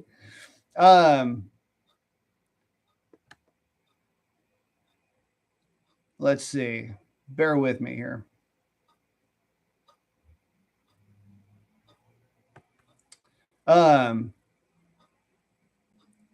Yeah, back in the day. So X, remember back in the day, they would talk shit and there would be some like legit, sometimes the trolls were pretty good too. They were actually, I had a couple of them that were pretty smart. But yeah, the ones with like the, like the hate speech type of stuff. It's like, why would you like, it's not even quality trollage, right? I mean, damn, I don't know. I guess just don't make trolls like they used to, I guess. Ryan say, Professor, you need to design a perfect engine in CAD and patent it. You know what's funny is that Sovereign comes in and just Batmans everybody. So the funny thing is that when it comes to engines, there's no such thing as perfect. And it all depends on the application. A hemispherical head, believe it or not, is a really good cylinder head design. It's exceptionally good volumetrically. In other words, if you need to fill a fixed volume and you need to be the most efficient at getting air and fuel or anything, it could be concrete, it could be anything that it would be fluid to press into this area through a valved system. The Hemi head is the best at that. You can also think of the Pentastar is still kind of Hemi. It's just 4 valve instead of 2. But it's set up like that. That's why it's called Pentastar. It's 2/5 of a star is the design of it, hence the name. But the thing is that when you start talking about volumetric efficiency, you're also going to have to remember that you have to also bring up it is not as good for thermodynamic efficiency. In other words, the ability for the cylinder itself to convert heat into usable power. And this is where timing, a big one, which is going to be associated with the flame front of the propagation of that flame front across the cylinder. That is a very important part. And if you have a cylinder with a huge dome and it's got a bunch of stuff, that flame front still has to cover that entire surface area. So let's say if you've got a flat top piston and it's a 4-inch bore versus the same piston in a 4-inch bore, but it has got a lot of dome to it, the flame front still has to cover all of that dome, which is increasing the surface area of the thing that it's got to push down. And it's going to be, by definition, it's going to be uneven across the board.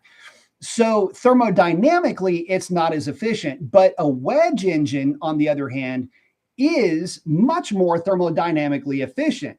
It just doesn't have the volumetric efficiency that the Hemi does. And a lot of that has to do with the fact that you're able to bring those valves up and away from the cylinder.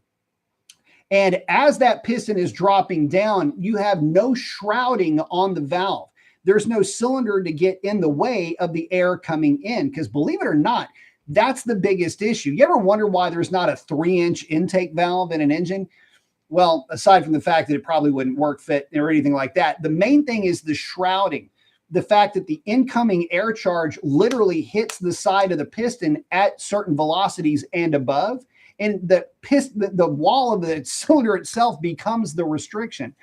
A Hemi head gets that cylinder or gets the valve away from the cylinder, and now it has absolutely no shrouding. So they flow like crazy. These are great heads for an application like okay, so the Hall Scott engines from back over 100 years ago. These are, 5-inch bore, 7-inch stroke, overhead camshaft, hemispherical headed, mind you, engines. They didn't turn very high RPM, but the RPM that they did turn, they needed the most volumetrically efficient design that they could. And so those are all overhead cam Hemi engines. Pretty cool. Check it out if you get a chance.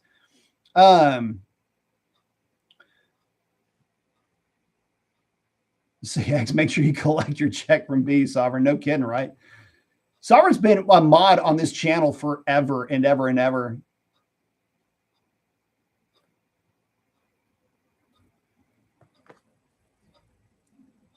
Oh, are we getting? I'm just going back and reading something Sovereign said. Oh, I guess I don't know, man. They're mad about somebody on here talking about engines, I guess. Okay, saying Hemi is only 2-stroke. No, Hemi is 4-stroke.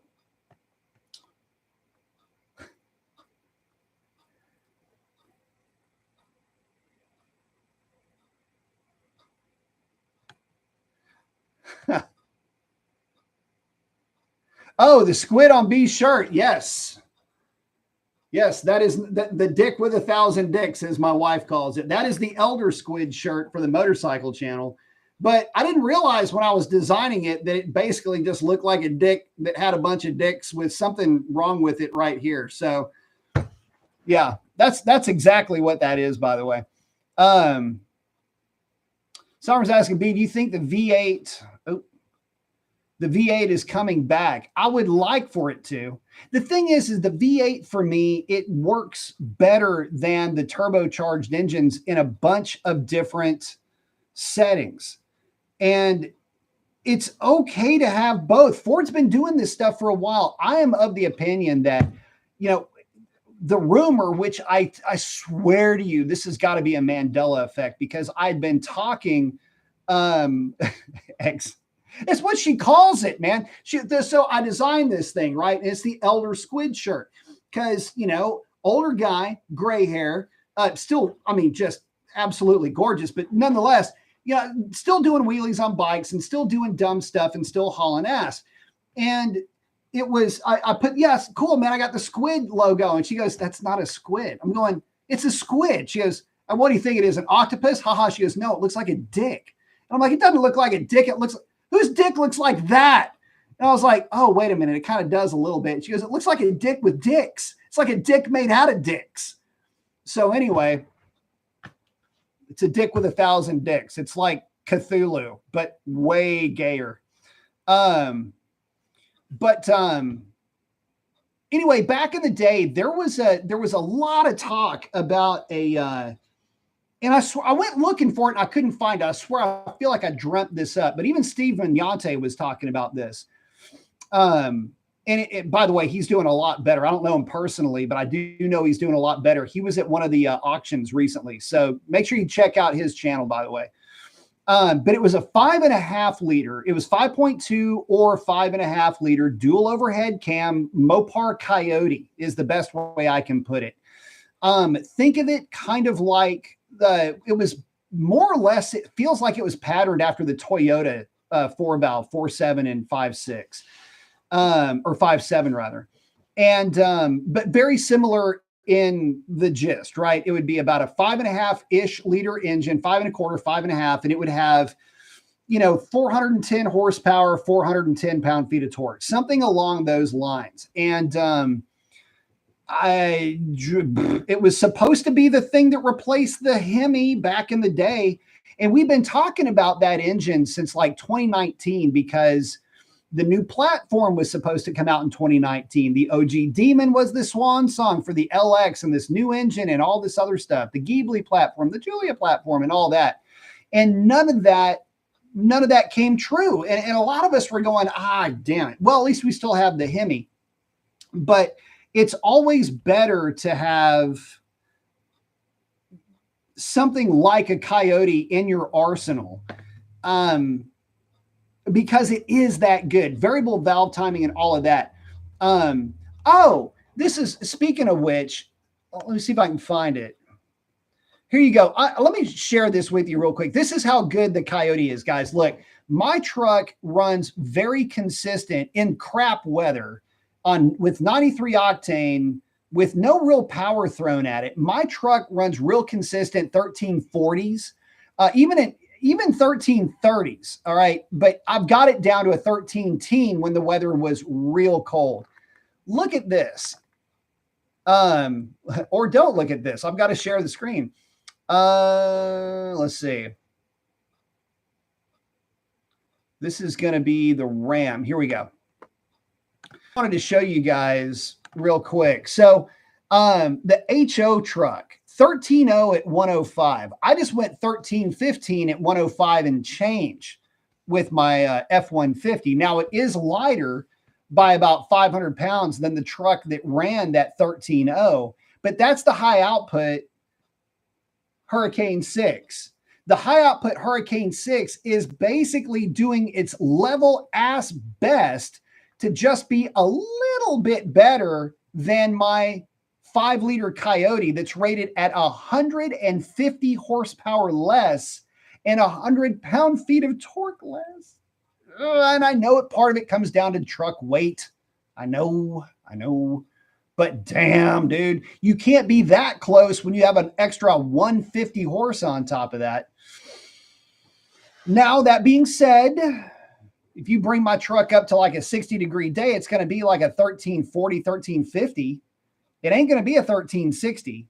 That truck is legitly quick, and it's all that HO motor can do to stay in front of my truck, right? And my truck on the back half is running the same mile an hour, if not a little bit better. Or it's right there with it, right? Y'all seen the video. I post that kind of stuff all the time. But here's the thing. With call it a 318. If Dodge wants to stick with their, whatever, have a 318 or a 5.6, right? Or a 5.8 rather, it's called 360 dual overhead cam, whatever you want to do, but do that. Make a Mopar Coyote and have something that is it walking in lockstep and is playing in concert with what the best in the business is currently offering right now. And I think people would pay a premium for it. I really do. I know I have. But we're stuck with the 6-cylinder now. And again, I know the new truck is heavier. Believe me, I know. But it's doing just all that it can do to keep up with the Coyote right now. Yeah, Sovereign said, or a 5.5 flat plane. Here's Ryan, the problem with a 5.5 liter flat plane is that you're at 5.5 liters, you are just on the other side of where your secondary imbalance starts to really be a problem for a V8 with a flat plane, or for anything with a flat plane. There's you have primary and secondary balance, and the secondary balance on a flat plane is terrible. It's great for revs, but without a countershaft, it will vibrate itself apart at higher RPM. The sweet spot for a flat plane is around 4 liters. I mean, the real sweet spot where you can spool that thing up to about 9,500 RPM and have a power adder. Like, well, you want to have a turbo. You don't want to have a supercharger with a flat plane either.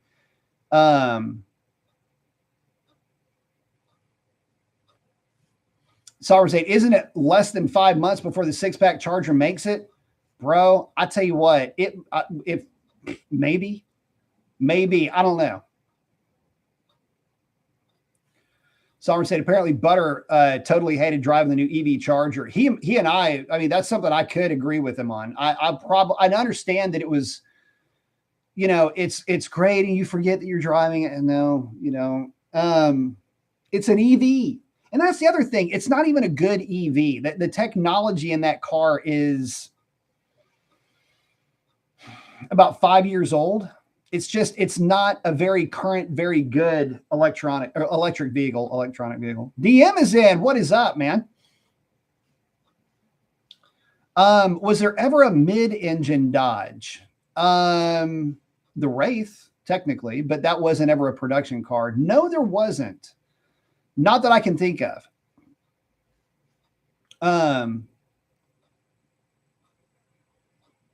Brake stuff.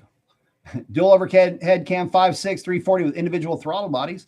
That would be good. Although the individual throttle body thing, you don't really need it with a good plenum. I didn't personally do the testing. I had somebody beat me to it in the testing on individual throttle body versus single throttle body, large plenum. And for the most part, a large plenum is actually a little bit better than individual throttle bodies. Usually, but packaging can kind of suck. The cool thing though, here's the cool thing about individual throttle bodies though. Better distribution in general, and you get real good turbulent air coming off of the throttle plates at partial throttle. So very good cylinder mixing with the individual throttle bodies. And there are some downsides to even a large plenum. You get depending on how it's designed, and if it's too short, you can actually have lean cylinders in the back and rich cylinders in the front. That's why number 8 cylinder is so important in a Hemi. That's why you never run. This is where people would really screw up with modern fuel injected cars. They go, oh, we're going to tune these cars to, 13.0 or 13.3 AFR. And it's like, now we know better than to do that. You always tune with a global. I never tuned to any leaner than about 12.6, 12.5, really even. You might go, oh, that's rich. It is averaging rich, but certain cylinders are not going to be. And that'll vary based on RPM too. So whenever I'm tuning, I will I'll target real rich mixtures for Hemis. You almost have to, but I've seen guys hurt other platforms because they tried to tune to that 13.0, and you end up at higher RPM in some cases with cylinders that are lean, and that is not good. What just happened? Stuart, thank you very much. No, it does not. Don't do that. So, Stuart, do not put a 272 on a Hellcat on 93 octane. No, bad, Stuart. No, seriously, don't do that. Do this. I like on a remember, I was damn near running 9s, and we've already seen that you can run 9s on stock, boost, pump, gas. Okay. No, 272, not going to work on 93. I would not, the smallest pulley I will even come close to signing off on for 93 octane. And I mean, legit 93 octane is 295. And I don't even like that. I'd rather see the 3.0 go on your car. It's a slight bump in boost. But what I like to call the 3.0 is I would call that my density altitude adjusting setup. And yes, you still need to tune no matter what. You put a different pulley on that car. Yes, you still need to tune regardless of altitude. But no, I've seen cars show up to the track back in the day with a 272 on 93 octane and look at their data log, and they would be at pegging an injector duty cycle. And on a cool day, you're pegging your timing table, your load charts. So no, yeah, please don't do that, because unless you live in like an actual like physical altitude of 2,500 feet or higher, I would not run a 272 on a Hellcat and run it on 93.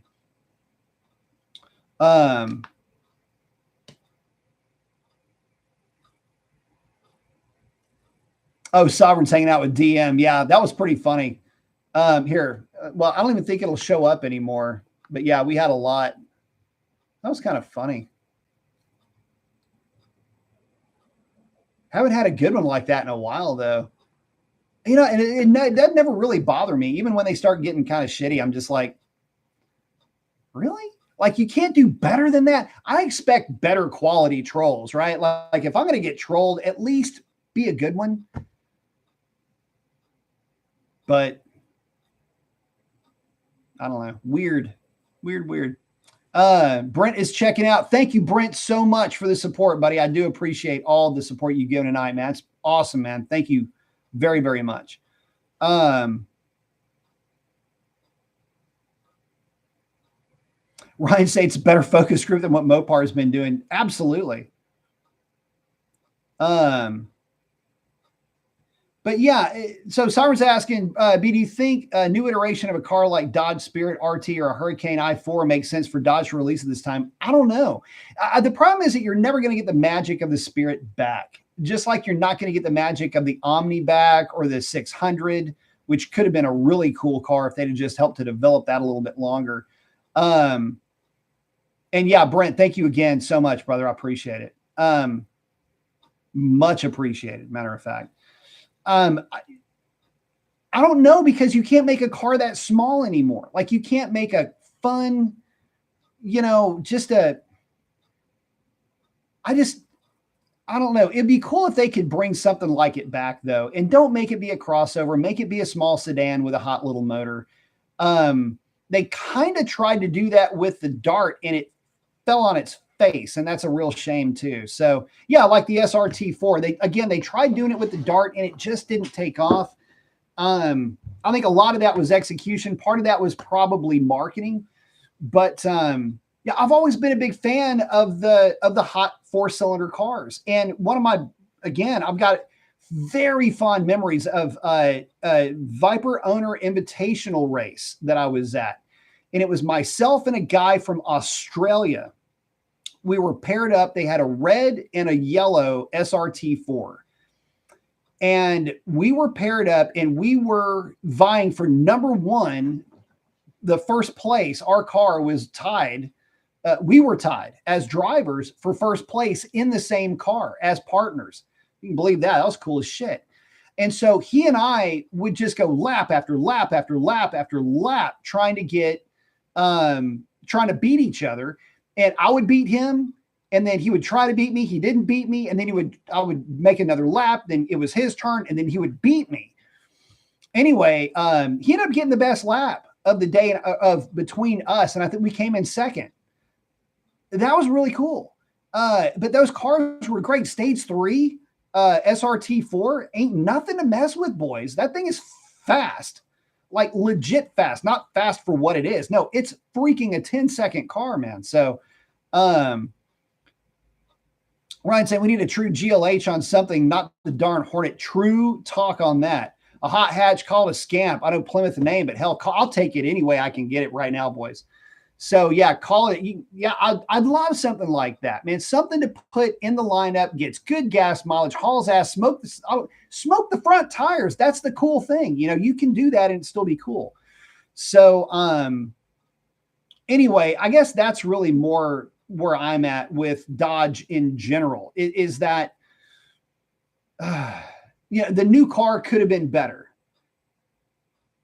It could have been smaller. It could have been what everybody was asking for, right? And then in concert with that, figure out a way to make the Hornet not be so repulsive. I don't know. I don't know what the deal is with the Hornet. It just, but if you're going to have a crossover, don't try to make it a hot rod. Make it something that a single mom can afford, that a single dad can afford, if you know what I mean. Make this thing. Look, it's going to smell like freaking diapers and Enfamil anyway. Just make it like a mom car, right? Make this thing easy for her to live with. That's the important thing for that car. Make it reliable, make it get good fuel economy. Performance is not what people need in a vehicle like that. They need versatility, something that's robust and rugged, that can handle a beating and that can handle kids and pets. That's what we're looking for. So, But for a sporty, small front wheel drive, burns the tires down. That's the kind of stuff that really needs to come back. Ryan saying a stealth, maybe. Yeah, absolutely. Oh yeah, they're talking about making the stealth a name for an SUV, which I would like for them to not do. But yeah, Wedge look like the second coming of tuners after the muscle car era. Absolutely. Yeah, and Silver, I don't know if they ditched that idea or not, but it'd be cool if they did. I would love to see the Wedge cars come back. Could you imagine them? This is what I don't understand, guys. This is what I cannot. Oh my gosh! Like maybe I'm living in a bizarro world or something, right? But this is what I don't understand. I don't get that Dodge has the freaking Conquest that they can look back to, the Starion, right? That DSM, the Diamond Star Motors cars, the Talon. That's one car that I have never owned, that I have always kicked myself in the ass for not owning, is a Eagle Talon, the all-wheel drive 4-cylinder turbo car.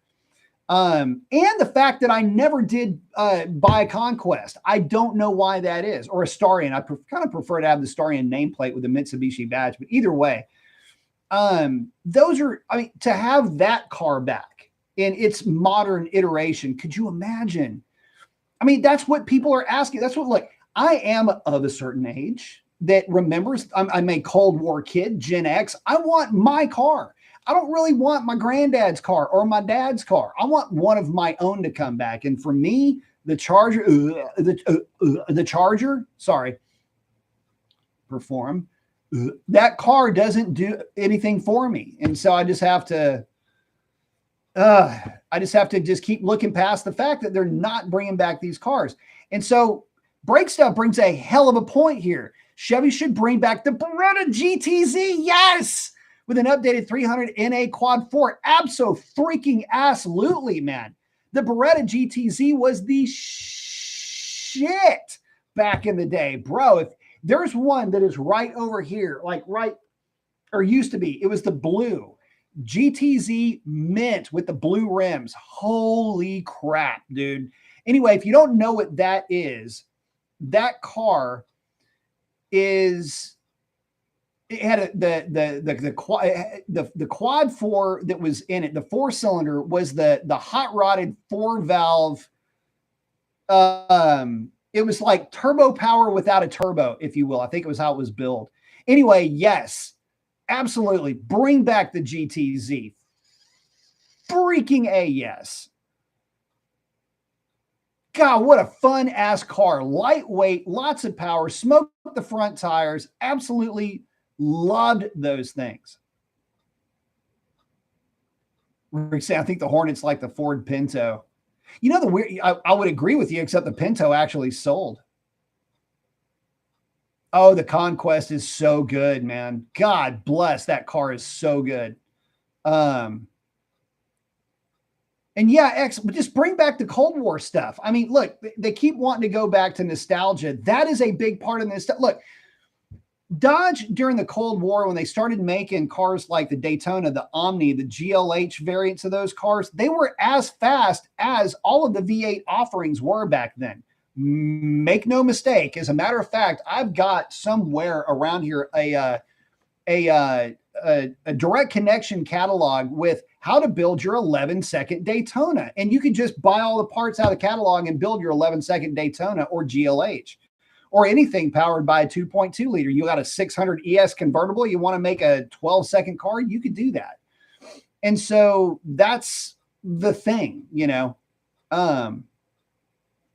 Ryan saying, I want a new Toyota MR2. Sovereign saying, drop the 2G RFE. Have you seen the guy that makes the kits for that? There is a kit for dropping those engines into the MR2s. I cannot remember his name. Anyway, it is trick as shit. And they're putting down like 400 horsepower to the rear tires in that little car. So it's badass. Like, it is a bad, legit ass car, dude. And that 400 horsepower acts like 550 or 6 in like a normal sized car. It is deceivingly, stupidly fast. So yeah, Sovereign, if you can find that posted, I'm not affiliated with his channel at all, but credit where it's due. The guy's talented on a level that I could only dream or hope to be. So yeah, this guy is really good at his shit.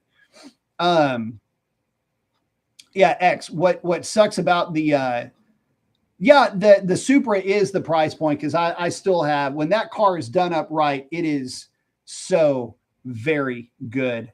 I mean, very freaking good. But yeah, if only, right? Like I can dream, I can fantasize, whatever, but yeah. Crazy stuff. Crazy to think that that they're not moving on with that level of marketing.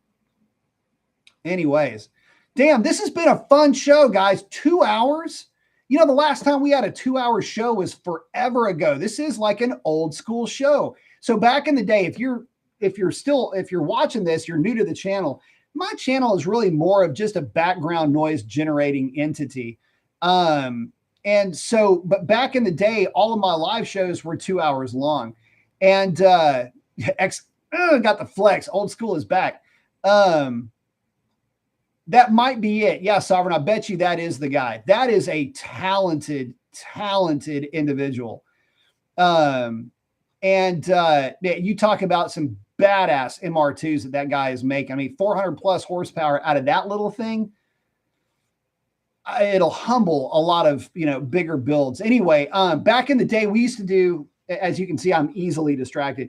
Anyway, if you're first time on the channel, this is a background noise generator. Usually it would be about 2 hours long on a live show. And every once in a while we get the trolls that would hit, like we had tonight. So if you're watching and you've made it this far, it's kind of funny because it's just like, I mean, this is like, 5 or 6 years ago when we would get shows like this. So this has been a lot of fun, man. A little walk down memory lane over here with, we got a 2-hour show. We had the trolls. Sovereign's in there swinging an axe over his head, saving us all from those guys. I mean, it's fun for me, man. Listen, I love all of it. So, that's why I don't get mad. That's why I was laughing. I think one of them got pissed that I was laughing about it. Anyway, whack a troll. There it is. Anyway, guys, with that, we are 2 hours deep though, and I do got to bounce.